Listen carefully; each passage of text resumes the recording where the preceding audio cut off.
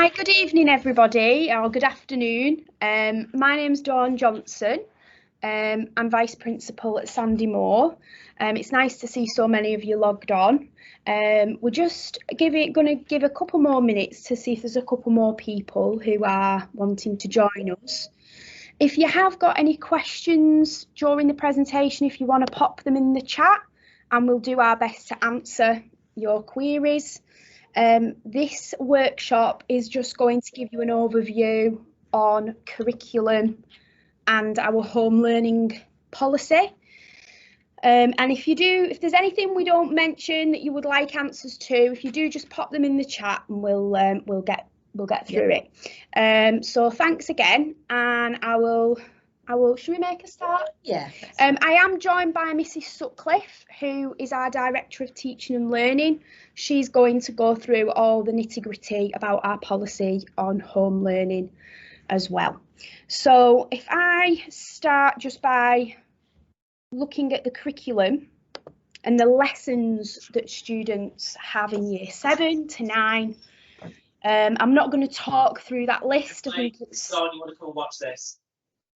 If there is anybody who's just joined us, if they can mute themselves, or we might be able to mute you for you.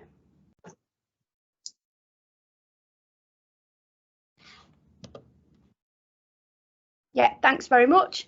So I'm not going to talk through all the lessons that we've got. As you can see, they're pretty self-explanatory. Some of these are statutory, such as PE and RE. We have got unique lessons on offer now, like environmental science. We obviously recognise that the environment is a very big issue and a challenge for our world. So we have actually looked at the overlap there between science and geography, and we will now have an hour a week of environmental science.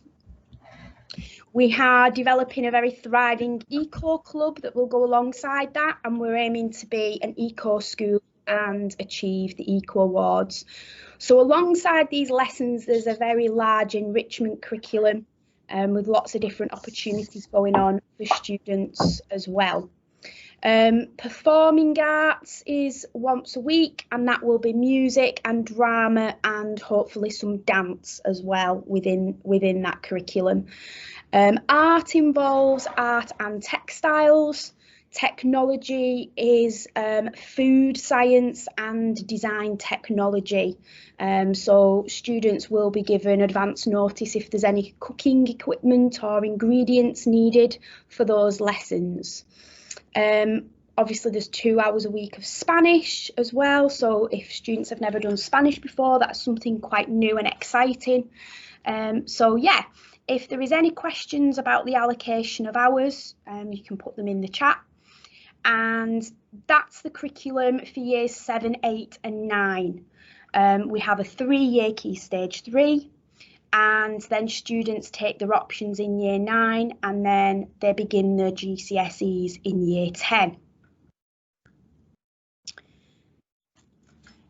In terms of assessment, we report to parents 3 times a year, and the first contact really you will have with us in terms of understanding how your child is doing will be through a parents' evening. And obviously due to the situation we've all been in, these have gone on remotely through a platform called School Cloud this last year, and the feedback we've had on that has been very, very positive. If any of you have been to any secondary school parents' evenings before, you know you can end up waiting around a while. You trot around school up and down stairs, and it can be quite difficult. And the School Cloud platform has kind of revolutionised secondary school parents' evenings, and it's a bit like speed dating, and another teacher pops up every couple of minutes. But the feedback we've had from our parents on that has been overwhelmingly positive. So that is something we are going to keep. If you do want to come in and have a face-to-face with any of the staff, obviously situation permitting, that's something we can also facilitate at other points. So the first report is probably in December for a parents' evening. Give children time to settle in and for us to get to know them and for us to do some assessments with them. And then you will receive written reports in the spring term and the summer term. So these reports may be different to those that you get or you've had before from primary schools. On these reports, you will be informed if your child is making progress above their expected standards for their age in that subject, if they are on track and working at expectations, if they are borderline, or if they're off track. If they are off track in any subjects or borderline, you will have been contacted by your child's form teacher before that, so you will know about that prior to receiving that report. Also on these reports, there will be detail on an attitude to learning grade for each subject, and alongside the report you will get our PRIDE information on how we judge the attitude to learning and what the scores mean. So that will come alongside the report, and we should have our new fancy website up by then, long before then, and all of this information will also be on there. So what will we be using to make our judgments on these reports? What does assessment look like? In particular for year 7, it's always a little bit, you always feel a little bit mean on year 7 in the beginning, because we do carry out quite a lot of assessments with year 7 at the start of the term. And that's so that we get an understanding of the different children's abilities, strengths, areas that we need to develop. So it's all about us getting to know your child and being the best place then for us to take the right steps. So in the beginning, there are baseline assessments in English, maths and science, and we use something called GL assessment, GL progress tests. These are a national provider of standardised assessments. All schools in Ormiston Academies Trust use them in year 7, so we get an idea exactly where students are in their understanding from Key Stage 2. This is alongside CATS test, which are cognitive ability tests, and reading age tests. So the reason we do these is for us to know about your child and be able to then make the right changes and right provision for your child. In December then, there will be assessments based on the content they've studied in lessons since September. So these will be like little tests based on the content that they've been taught at secondary school. So we can then judge what they've done and the progress they've made based on Key Stage 3, not Key Stage 2. And we will do those little assessments at the end of each term. So prior to you getting a written report, we will have done an assessment with your child, and that's what we'll be using to make the judgment that we then inform you of how they've done. And that's what we then send home to you. So I hope that makes sense. If there is any more questions about that, please just pop them in the chat, and I'll get to answering them. Mrs. Sutcliffe is now going to talk you through our home learning strategy. Hello and good afternoon everybody, and I'm just going to take a few minutes just to run through what home learning will look like at Sandymore from September. We're actually really excited because we are launching a new home learning platform for September, and this will be for all students from 7 through to 11. We already use this platform with our Key Stage 4 students in terms of revision for their GCSEs and for their the courses that they're following in years 10 and 11, and it has had such good student feedback that we've decided that we are going to now launch it across the whole school. We also use knowledge organisers, and previously the knowledge organisers have formed the basis of our homework and our home learning. We're now going to switch the knowledge organisers simply to be used in school, and our new platform, Seneca, will actually form the basis for all of our home learning. So everything will be set using this new learning platform. It's a free online platform that students and parents can log into. So we're actually in school, we're in a position to be able to offer the premium service as well, which means that we can offer a vast range of online material and courses that support absolutely fantastically the learning that's taking place in the classroom. What is great about this platform is that it actually analyses the students' strengths and weaknesses on an individual basis. So based on the answers that each student gives, it then creates more questions, more practice. It uses algorithms to identify where they need more practice and where their strengths are as well. So it really tailors the home learning for each individual child. So each individual student is getting a really, really bespoke range of home learning activities to support them in the classroom. As I said before, teachers and you as parents will be able to track the engagement. You'll be able to track whether they have completed, how much they've completed.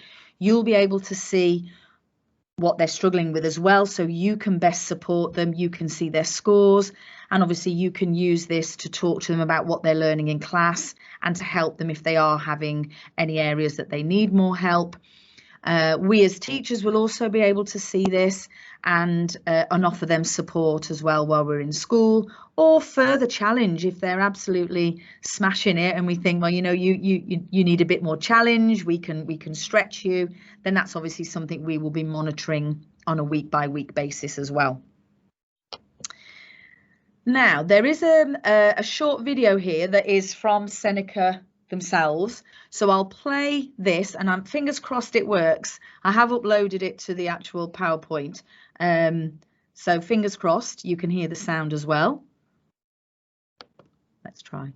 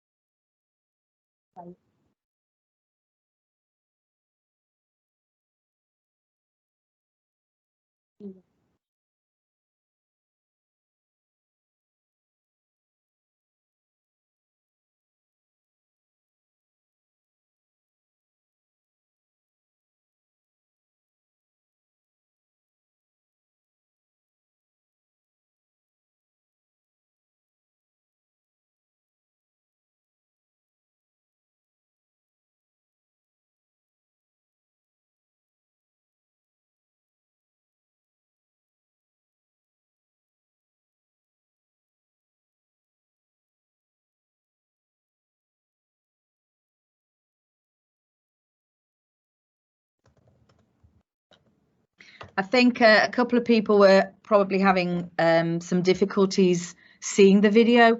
It really just went over what I had already explained on the previous slide. So how it adapts each question to the needs of the student based on their previous answers.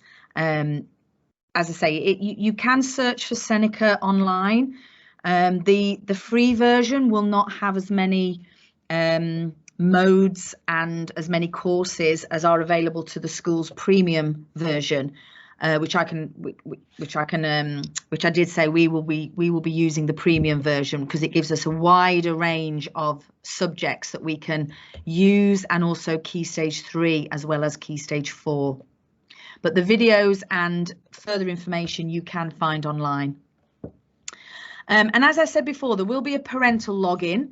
So you will have your own personal login, so you can log in and monitor your child from your end, just as the teachers will be monitoring from our end. In terms of expectations, what's that going to look like on a week-by-week basis? We are going to ask that students complete approximately 30 minutes per week for each subject as a minimum. Now that's going to be a guideline. We would expect that every student will do some home learning for all of their subjects, and clearly they're going to want to spend more time on some than they do on others. That's understandable as well. They will get some guidance in school.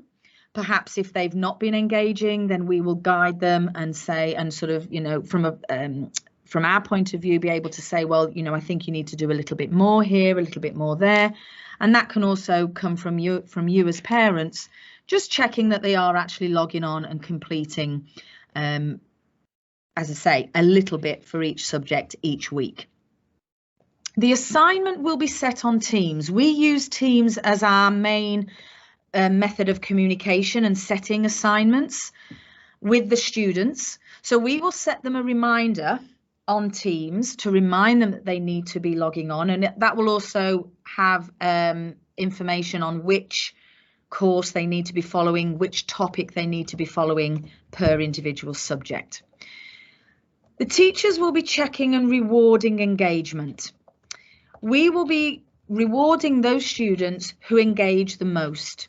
It has been proven, the scientific research behind it, and we have seen that ourselves in our own GCSE results, is that students who engage with the online learning actually do gain better results in the end. So we've seen it for ourselves, but also Seneca have carried out the studies, as they mentioned in the short video clip.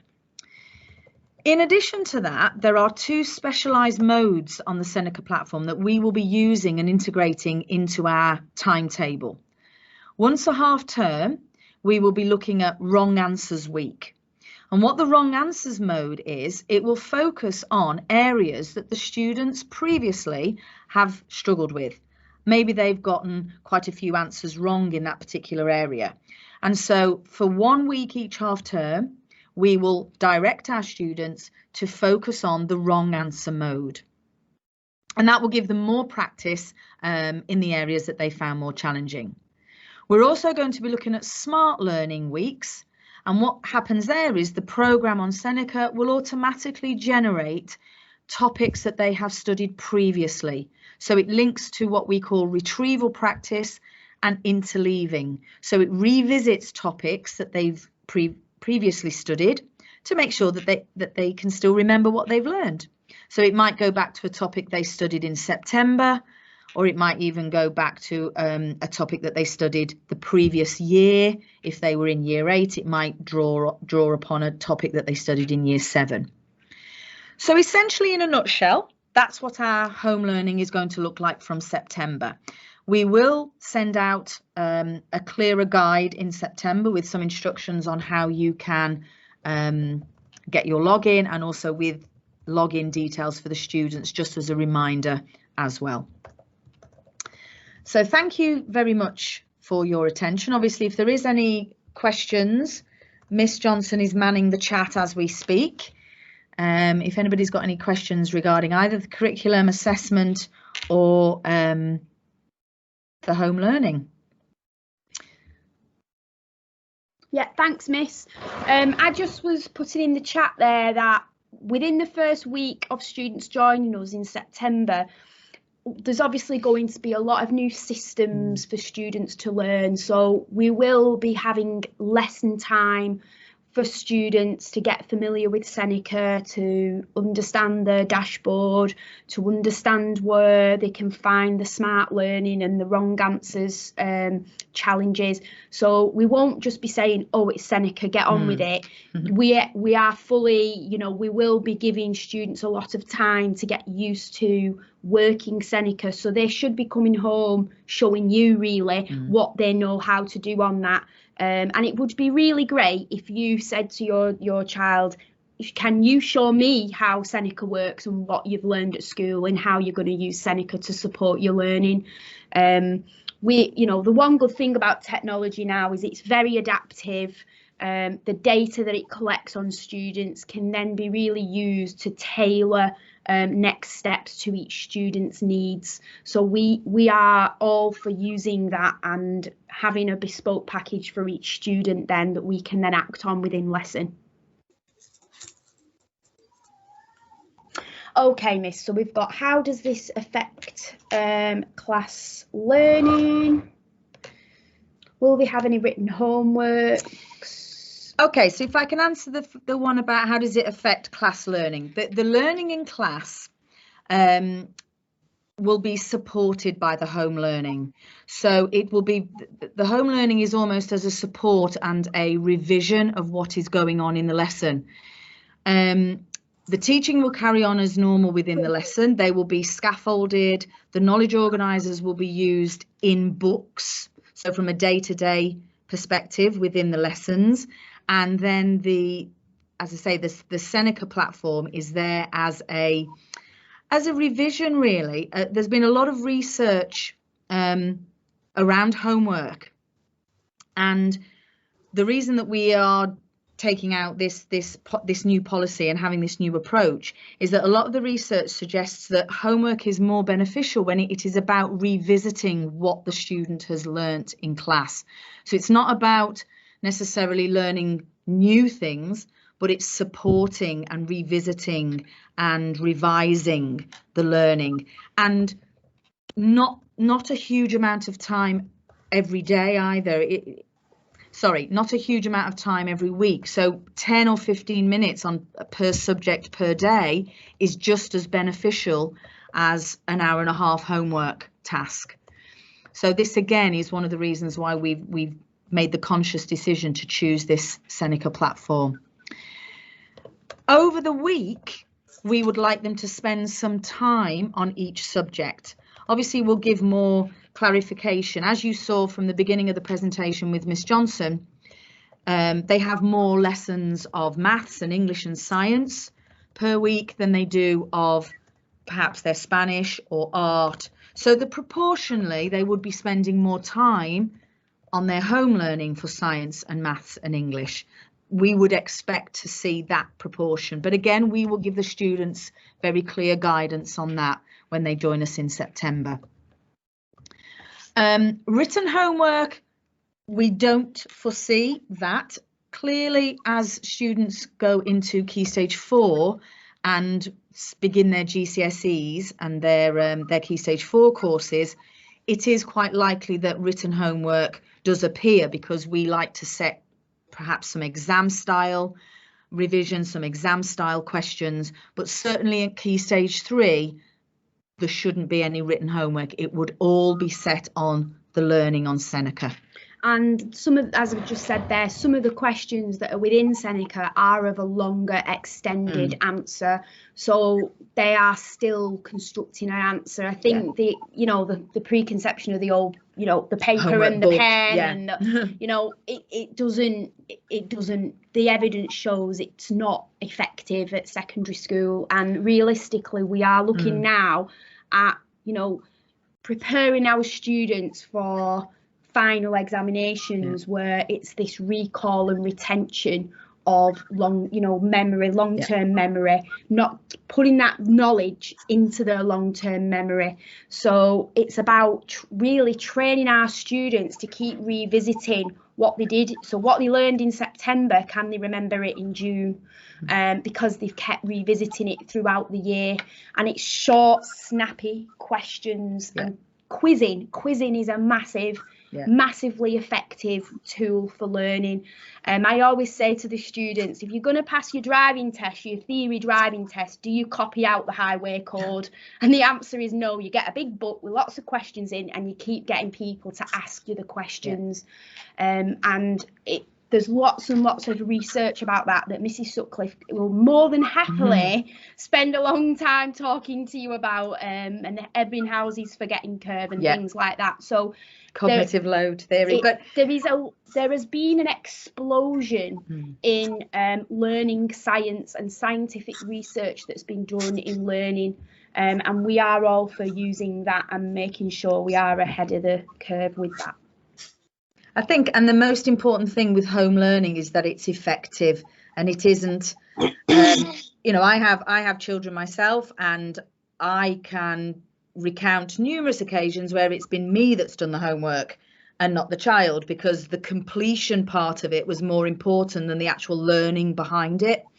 And I think what this does is it actually, because it adapts to the individual student, we know that each individual student is getting exactly what they need, and it is bespoke and tailored to them, and that is by far the most important for us, rather than, you know, just completing a task or using Google, a generic task, copy and paste.